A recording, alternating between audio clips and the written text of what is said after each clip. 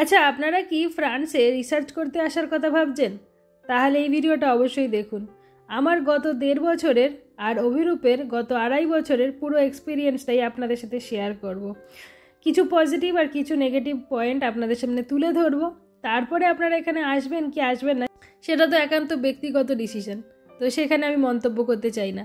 শুধু আমাদের অভিজ্ঞতাগুলো তুলে ধরবো আর তার উপর বেস করে আপনারা কিছুটা আইডিয়া পেয়ে যাবেন যে ফ্রান্সে এসে থাকার লাইফটা কতটা সহজ বা কতটা জটিল, আর একজন মেয়ে হিসাবে ফ্রান্সে একা একা থাকার জন্য কী কী সুবিধা বা অসুবিধা আমাকে ফেস করতে হয়েছে গত 1.5 বছরে।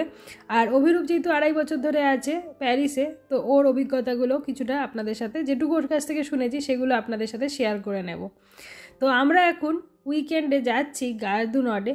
আমি যে উচ্চারণটা করলাম ফ্রেঞ্চ ভাষায় উচ্চারণটা ঠিক সেরকম হয় না, যতটা আমার কানে শুনে মনে হয় গ্যাহ দু ন বলে কিছু একটা বলছে, কারণ এরা আর্টটাকে ঠিক করে বলতে পারে না। যাই হোক, তো সেইখানেই যাব কিছু ইন্ডিয়ান সবজি, মশলা, ভুজিয়া এইসব কিনতে, আর তার সাথে আমাদের ফেভারিট ক্যাফে সুন্দরবনের মাটন বিরিয়ানি খেতে।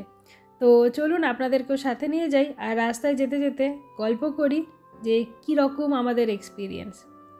তো সবার প্রথমে যেটা বলে একটু অল্প করে সেটা হলো আমার ব্যাকগ্রাউন্ড, কারণ সেই ব্যাকগ্রাউন্ড থেকে বুঝতে পারবেন যে আমি কি করতে চাই জীবনে, আর সেই হিসাবে ফ্রান্স আমার জন্য কতটা ফিট হয়েছে বা হয়নি।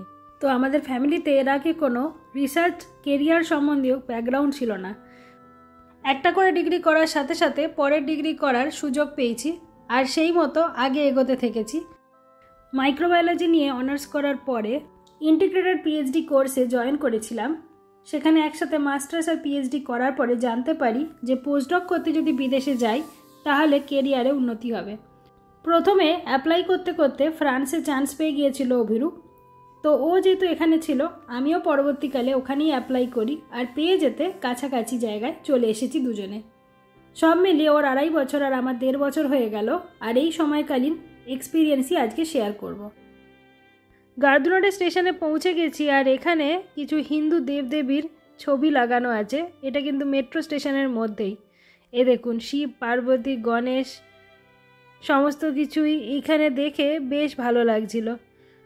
আর এই গার দু নর্ড অঞ্চলে প্রচুর ভারতীয় বা পাকিস্তানি বা বাংলাদেশি মানুষ কিন্তু থাকেন, আর সে কারণেই হিন্দু দেবদেবী এখানে দেখতে পাওয়া যাচ্ছে।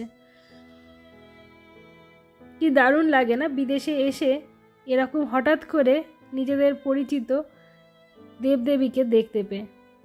মহাদেবকেও দেখা যাচ্ছে। মেট্রো স্টেশন, এই যে মেট্রো 2 এর লাইন, তার সামনেটা এরকম করা।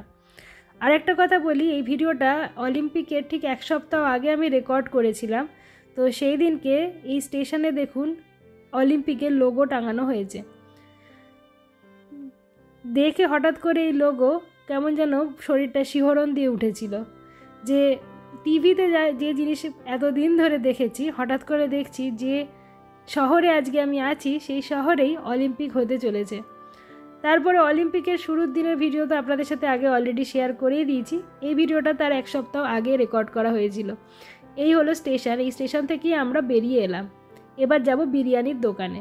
তো বিরিয়ানি দেখে একটা ভালো কথা আপনাদের সাথে শেয়ার করি, সেটা হলো যে প্যারিসে ভারতীয় প্রায় সমস্ত রকম খাবার দাবারই পেয়ে যাবেন। আপনার পরিচিত ব্র্যান্ডের খাবার, পরিচিত মশলা, পরিচিত শাক সবজি, এই সমস্ত কিছুই পাওয়া যায়।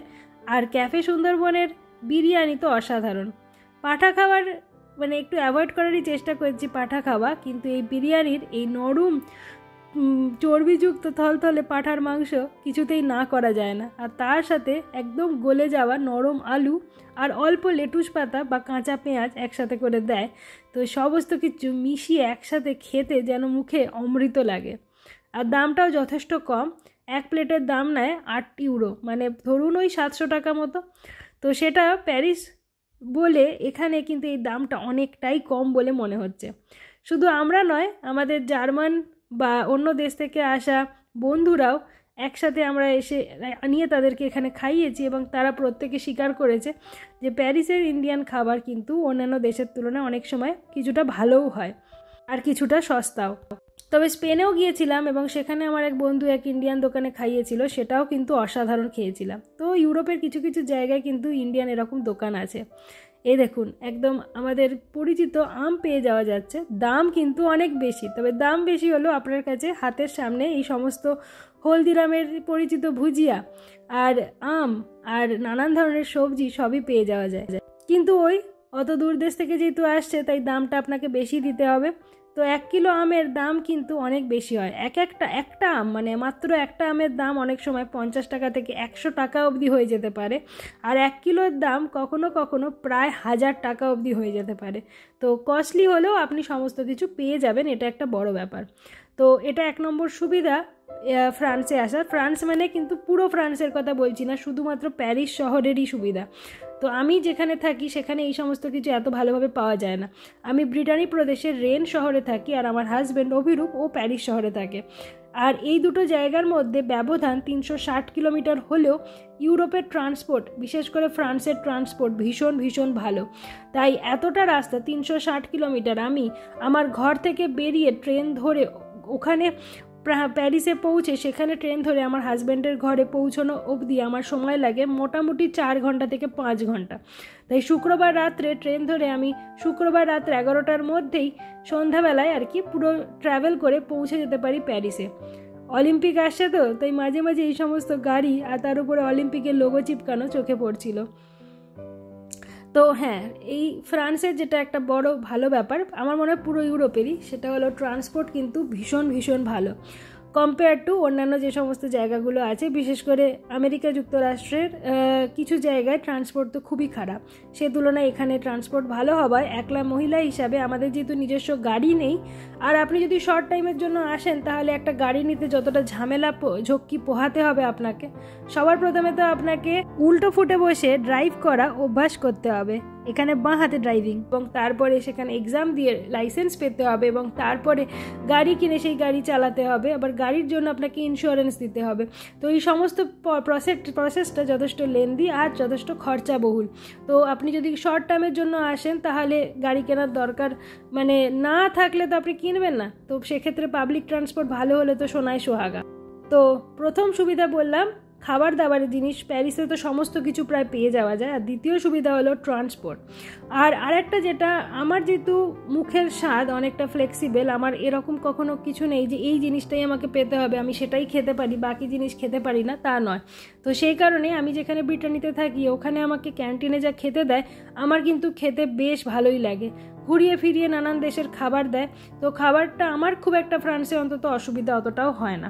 অনেকে বলে কিছু কিছু দেশে খাবার খেতে আপনার অসুবিধা হতে পারে, সেটা হতেই পারে, কারণ এরা পুরো ডিফারেন্ট কালচার, রান্না করার ধরনটাই আলাদা, চিজ, ক্রিম, মিষ্টি, বাটার এগুলো খুব বেশি পরিমাণে খাবার ইউজ হয়, তো গমও ইউজ হয় প্রচুর। তো আপনার যদি গ্লুটেনে প্রবলেম থাকে বা ল্যাকটোজে প্রবলেম থাকে তাহলে আপনাকে কিন্তু অনেকটা বেছে বেছে খাবার খেতে হবে।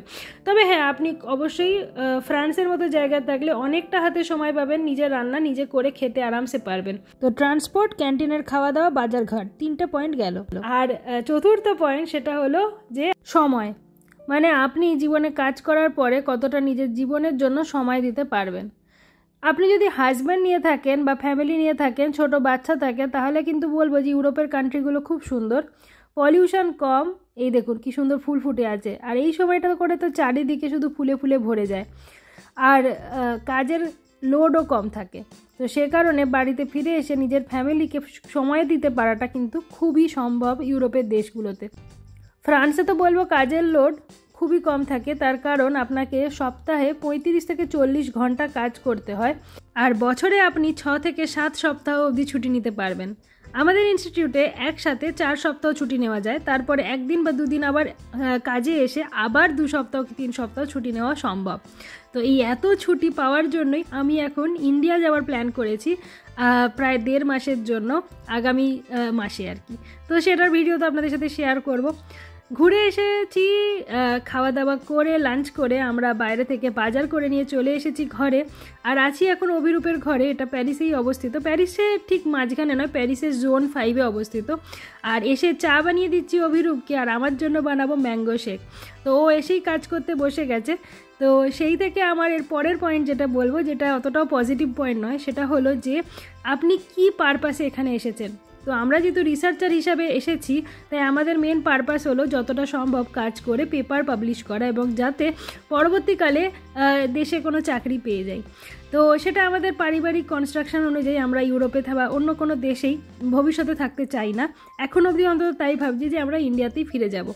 তার প্রধান কারণ হলো আমি আর অভিরূপ আমরা দুজনেই সিঙ্গেল চাইল্ড, তো 4 জন বাবা মাকে দেখার মতো আমাদেরকে ফিরে যেতেই হবে। আর তাছাড়া আমরা দুজনেই আমাদের দেশকে আর আমাদের ভাষাকে খুব বেশি ভালোবাসি। তো সে কারণে বিদেশে সমস্ত কিছু মেনে নিয়ে থাকা, আমাদের কালচারগুলো, আমাদের অনুষ্ঠানগুলো যেখানে সেলিব্রেট হবে না, আমাদের জন্য খুবই ডিফিকাল্ট।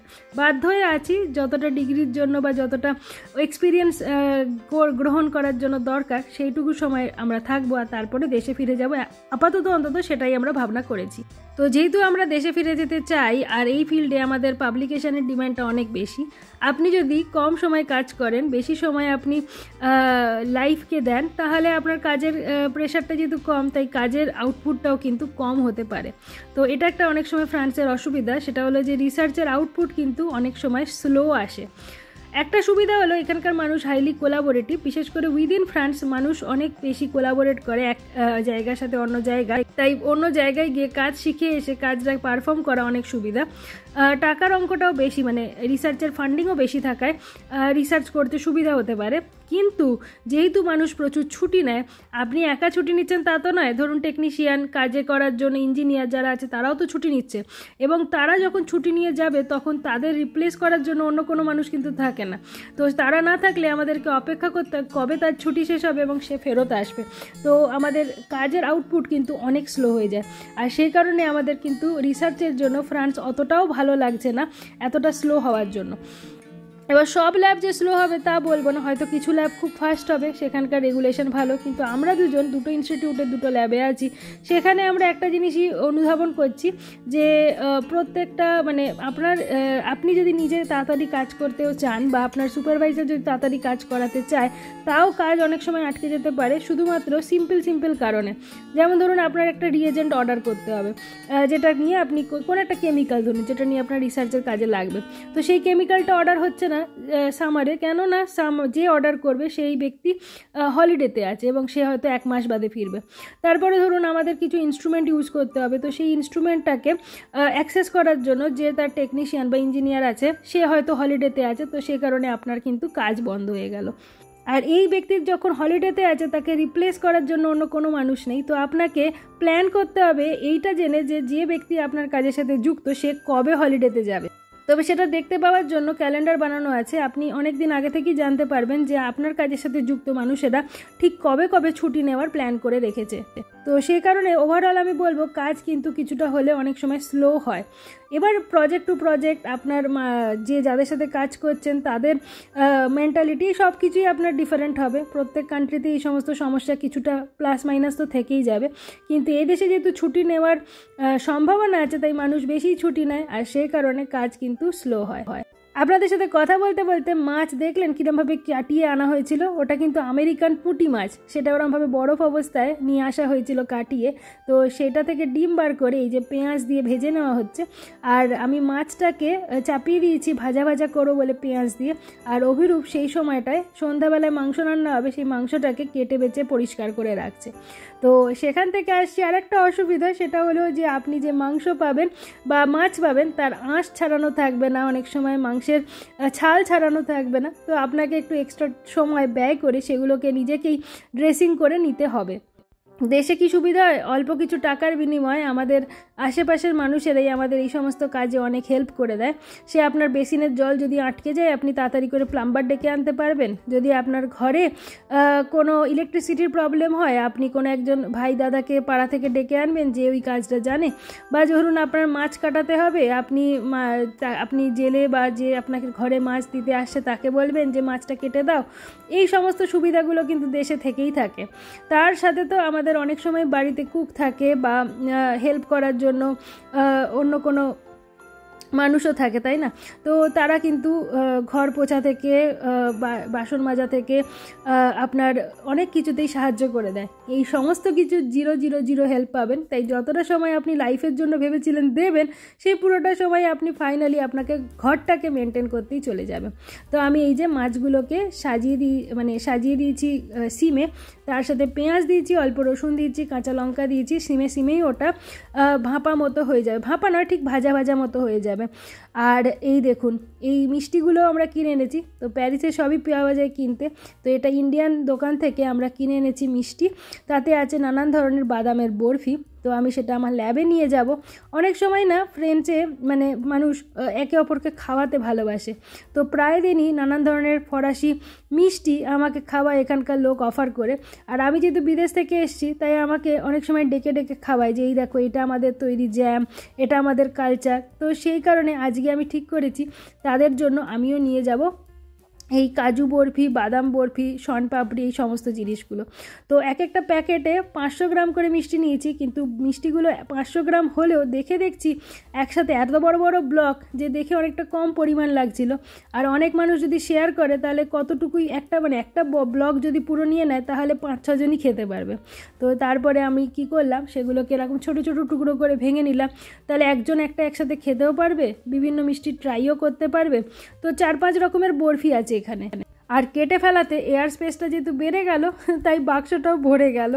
দেখে মনে হচ্ছে অনেকটা বেশি আছে। অ্যাকচুয়ালি 500 গ্রাম অতটাও কম নয়, কিন্তু যেহেতু ব্লক করে ঠাসা মিষ্টি, তাই দেখতে মনে হচ্ছিলো অনেকটা কম। তো আমি বুদ্ধি করে এরকমভাবে নিয়ে নিলাম। দিয়ে আমি সেটা ল্যাবে নিয়ে যাব, আমার 2 জন সুপারভাইজারকে দেব, আর আমার ল্যাবের বন্ধুদের সাথে শেয়ার করব।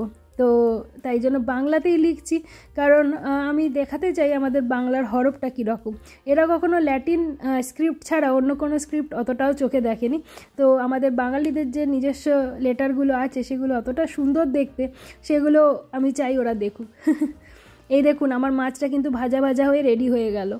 এবার আরেকটা কথায় আসি, ইউরোপের মতো জায়গাতে থাকতে গেলে ফ্যামিলি নিয়ে বা বন্ধুবান্ধব নিয়ে থাকাটা কিন্তু খুব খুব জরুরি। একা থাকলে এমন এমন বিপদে পড়তে পারেন যেগুলো আগে থেকে বাড়ি থেকে ধারণাও করতে পারবেন না। অথবা ছাত্রাবাসে থাকুন, স্টুডেন্ট হস্টেলে, সেখানে অনেক মানুষ থাকবে, আপনার পরিচিতি হয়ে যাবে, সুবিধে হবে। খুব সিম্পল একটা সমস্যার কথা বলছি, সেটা হলো আমার বেসিনের নালি বন্ধ হয়ে গিয়েছিল, ব্লক হয়ে গিয়েছিল, জল ঢালছি কিছুতেই পাস হচ্ছে না। এবার আমি কখনো বাড়িতে প্লাম্বিংয়ের কোনো কাজ করিনি, কখনো জল আটকে গেলে বাবাই ওই বেসিনটাকে খুলে কিভাবে যে ঠিক করতো সেটা আর আমার দেখা হয়ে ওঠেনি। আর প্রথম যখন নালি ব্লক হয়ে যায় তখন তো মাথায় আকাশ ভেঙে পড়েছে। কিন্তু অভিরূপ যেহেতু আগে থেকে এখানে আছে, তো আমাকে একটা লিকুইডের নাম বলে, ব্লিচিং পাউডারের মতোই আরও কিছু মিশিয়ে তৈরি করা, অর্গ্যানিক ম্যাটার ওতে ডিজলভ হয়ে যায়। তো সেই লিকুইডটা এনে ঢেলে দিতেই সাথে সাথেই পরিষ্কার হয়ে গেল। এমন কিছু জটিল কাজ ছিল না। কিন্তু ওই যেহেতু আগে থেকে জানতাম না, তাই ভয় পেয়ে গিয়েছিলাম প্রথম। পরে দেখলাম খুবই সহজ, তো এখন আর অসুবিধা হয় না। আর একটা বিশাল বড় ঝক্কি হলো, আপনি যখন ইন্ডিয়াতে থাকছেন না, আপনি ট্যাক্স নিয়ে ভাবছেন না, বাড়ি নিয়ে ভাবছেন, বাড়ির ইন্স্যুরেন্স, জলের বিল, ইলেকট্রিসিটি বিল, কিছু নিয়েই ভাবছেন না। তো আপনি যদি ফ্রান্সে এসে একা নিজে ঘর নেন, তাহলে আপনাকে এই সমস্ত কিছু আলাদাভাবে পে করতে হবে। এবং অনেক সময় যদি ছাত্রাবাস হয় তাহলে একটা কনসোলিডেটেড মানি একসাথে দিয়ে দিলেই হয়ে যায়। কিন্তু ছাত্রাবাস না হলে, আমার যেমন ঘরটা ইন্ডিভিজুয়াল ঘর, আমাকে প্রত্যেকটা জিনিস আলাদা আলাদা করে বিল পে করতে হয়। তো সেগুলো মাসের শুরুতে মনে রেখে বিল দেওয়া, সেটাও একটা ঝক্কি। আর তার সাথে সাথে আরেকটা ঝক্কি হলো যে প্রত্যেকটা জিনিসের জন্য টাকা কাটে। বিশেষ করে আমাদের বাঙালিদের জল খরচার হাত কিন্তু অনেকটাই বেশি। আমাদের যেহেতু দেশে জলের কোনো অভাব নেই, আমরা সবেতেই জল প্রচুর ব্যবহার করি। তো এখানে কিন্তু জলের জন্য আপনাকে বিল দিতে হবে। আর সব থেকে যেটা বড় সমস্যা এই দেশে, সেটা হলো একাকিত্ব। আপনি যদি হাজব্যান্ডকে নিয়ে থাকেন, খুব ভালো লাগবে, ভীষণ মনোরম পরিবেশ, জলবায়ু একেবারে ধুলোমুক্ত, সব কিছু ভালো, কিন্তু কথা বলার লোক আপনি পাবেন না খুঁজে। আপনার যদি পরিবার হয়, খুব ভালো, গল্প করবেন একসাথে, সময় ভালোই কেটে যাবে, ঠান্ডা ওয়েদার, ভালো লাগবে, গরমে ঘামতে খুব একটা হবে না। কিন্তু যদি একা থাকেন, বাপরে বাপ, বিশেষ করে শীতকালটা যেন আপনাকে খেতে আসবে। কারণ যেমন বৃষ্টি হয় শীতকালে, তেমন ঠান্ডা পড়ে, আর তেমন আপনার অন্ধকার। তো সব মিলিয়ে ডিপ্রেশনের শিকার হয়ে যায় কিন্তু বহু মানুষ শীতকালে। গরমকালটা আবার ততটাই ভালো, গরম আবার ঠান্ডাটাও থাকে, খুব যে গরম হয়তো বিশাল ঘামযুক্ত গরম 1 সপ্তাহ 2 সপ্তাহ পরে, বিশেষ করে যেখানে আমরা থাকি সাউথ অফ ফ্রান্সে কিন্তু অনেকটা বেশি গরম পড়ে। আর তার সাথে দিনগুলো লম্বা লম্বা হয়, রাত্রি 10টা 11টা অবধি সূর্যের আলো থাকে, আপনি যা ইচ্ছা করে বেড়াতে পারবেন। কিন্তু আগেন সেটা করতে গেলেও কিন্তু আপনার সাথে ফ্যামিলি থাকতে হবে, একা একা কোনোটাই ভালো লাগবে না। আর মহিলা হিসাবে আমি যেহেতু একা থাকি, আমাকে কখনোই আমার গ্রামের কোনো মানুষ ডিস্টার্ব করেনি। তবে এটাও ঠিক যে আমি অতটাও বেশি বাইরে হাঁটাহাঁটি করি না, যেটুকু ল্যাবের কাজ করে ঘরে ফিরে আসি ওই অবধি, তার বাইরে এদিক ওদিক অ্যাডভেঞ্চার করতে আমি বেরিয়ে পড়ছি তাও হয় না। তো সে কারণে হয়তো আমাকে কখনো সমস্যার সম্মুখীন হতে হয়নি, এটাও হতে পারে। তো আমি একা থাকলেও আমার কোনো রকম অসুবিধা কখনো হয়নি, শুধু একাকিত্বর সমস্যা আর ফ্রেঞ্চ ভাষা বলতে না পারার সমস্যা, এই দুটো ছাড়া। আর এখানকার অফিসিয়াল ডকুমেন্টেশনের জন্য কিন্তু প্রচুর সময় লাগে। রিসার্চের বাইরে বহু সময় বেরিয়ে যায় শুধুমাত্র ফরাসি থেকে ইংরাজিতে ট্রান্সলেট করে অফিসিয়াল ডকুমেন্ট ফিল করার জন্য, তো সেটাও মাথায় রাখবেন। আর একটা পজিটিভ পয়েন্ট যেটা মেনশন না করলে ভুল হয়ে যাবে, সেটা হলো এখানকার হেলথ সিস্টেম কিন্তু যথেষ্ট ভালো। ফ্রিতে আপনি এখানে চেক আপ করাতে পারবেন, ব্লাড টেস্ট, সমস্ত রকম ডিটেলিংয়ে টেস্ট করাতে পারবেন। প্রেগনেন্সি যদি হয় তাহলে বাচ্চার ডেলিভারি সমস্ত কিছুই প্রায় ফ্রিতে হয়ে যাবে, তো সেটা কিন্তু ভীষণ একটা পজিটিভ পয়েন্ট। তবে অনেক সময় আপনার কিছু অ্যাপয়েন্টমেন্ট পেতে বেশ ডিলে হয়ে যেতে পারে, সেটা মাথায় রাখবেন। তা বাদ দিয়ে সব কিছু মোটামুটি হেলথ সিস্টেমের ভালো। তো আজকে ভিডিওটা এই পর্যন্তই, দেখা হচ্ছে খুব শীঘ্রই পরের ভিডিওতে। যদি ভালো লেগে থাকে, গুরুত্বপূর্ণ কোনো ইনফরমেশন জেনে থেকে থাকেন, তাহলে প্লিজ লাইক করে দেবেন, শেয়ার করবেন বন্ধুদের সাথে, আর কমেন্ট করে জানাবেন যে আর কিছু প্রশ্ন আছে কিনা। যদি উত্তর জানা থাকে আপনাদের সাথে নিশ্চয়ই শেয়ার করব। দেখা হচ্ছে পরের ভিডিওতে, ভালো থাকুন, টাটা।